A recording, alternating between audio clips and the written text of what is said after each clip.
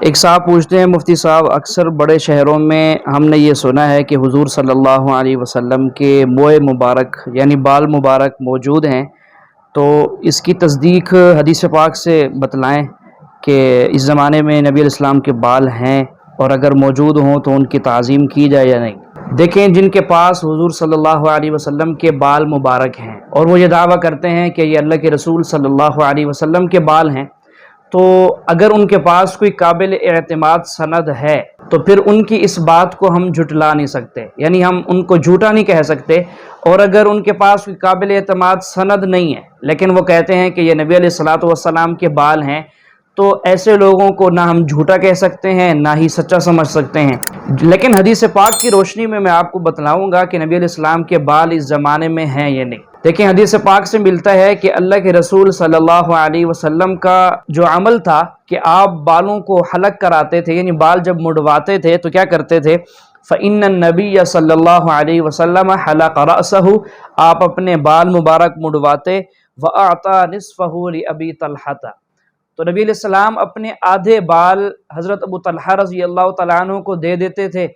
اور وَنِصْفَهُ قَسَّمَهُ بَيْنَ النَّاسِ، اور آپ علیہ السلام آدھے بال لوگوں میں تقسیم کر دیا کرتے تھے۔ تو لوگ نبی علیہ السلام کے بال مبارک جو ہے وہ بطور تبرک برکت حاصل کرنے کے لیے اپنے پاس سنبھال لیا کرتے تھے، اور جتنے اپنے پاس بھی سنبھالتے تھے اوروں کو بھی دیا کرتے تھے۔ بخاری شریف میں حضرت عثمان بن عبداللہ بن موہب رحمہ اللہ یہ روایت کرتے ہیں، فرماتے ہیں دخلت الی ام سلمۃ رضی اللہ تعالی عنہا، میں حضرت ام سلمہ رضی اللہ تعالی عنہ کی خدمت میں حاضر ہوا، فاخرجت الینا شعرا من شعر النبی صلی اللہ علیہ وسلم مخضوبا، کہ حضرت ام سلمہ رضی اللہ تعالی عنہ یہ نبی علیہ الصلوۃ والسلام کی گھر والی ہیں، تو انہوں نے نبی علیہ الصلوۃ والسلام کے بال مبارک نکالے اور مجھے دکھائے، اور وہ فرماتے ہیں کہ ان کے زمانے میں یہ رواج تھا، یہ دستور تھا لوگوں کا کہ جب کسی بچے کو یا ایک بڑے آدمی کو نظر لگ جاتی تھی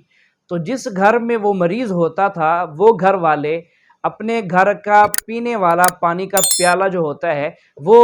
حضرت ام سلمہ رضی اللہ تعالیٰ عنہ کے پاس بھیج دیتے تھے۔ حضرت ام سلمہ رضی اللہ تعالیٰ عنہ نبی علیہ الصلوۃ والسلام کے بال مبارک ان کے پاس چونکہ تھے، انہوں نے ایک چاندی کی نلکی بنوائی ہوئی تھی ڈبیا سی، اس میں نبی علیہ السلام کے بال محفوظ کر کے رکھے ہوئے تھے، تو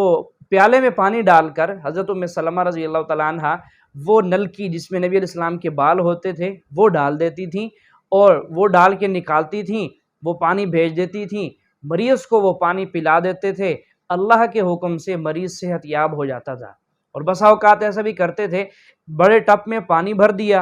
اور اس پانی کے اندر نبی علیہ السلام کے بال مبارک والی نلکی چاندی کی وہ رکھ دیتے تھے، پھر تھوڑی دیر بعد اس کو نکال لیتے تھے اور مریض کو اس پانی کے ٹپ میں بٹھا دیتے تھے، اس کو نہلاتے تھے اس پانی سے، تو اللہ کے حکم سے وہ مریض صحت یاب ہو جاتا تھا۔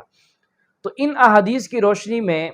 یہ بات ملتی ہے کہ اگر نسل در نسل حضرت ام سلمہ رضی اللہ تعالیٰ عنہ یا ان کے علاوہ کے جیسے اور صحابہ کے پاس بال ہوا کرتے تھے، انہوں نے اپنی زندگی میں بال سنبھالے،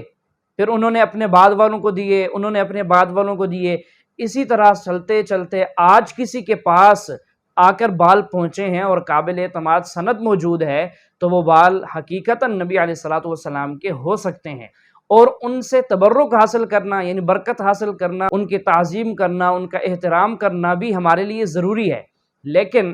ہمارے بر صغیر میں لوگوں کے اندر اعتقاد کسی چیز کا بھی ہو وہ غلو کر جاتے ہیں کسی چیز کے اعتقاد میں، جیسا کہ کسی پیر صاحب سے ایک دفعہ دعا کرائی اور انہوں نے دعا کی اور بندہ ٹھیک ہو گیا، لیکن اعتقاد میں غلو ہو جاتا ہے، اعتقاد میں حد سے آگے چلے جاتے ہیں۔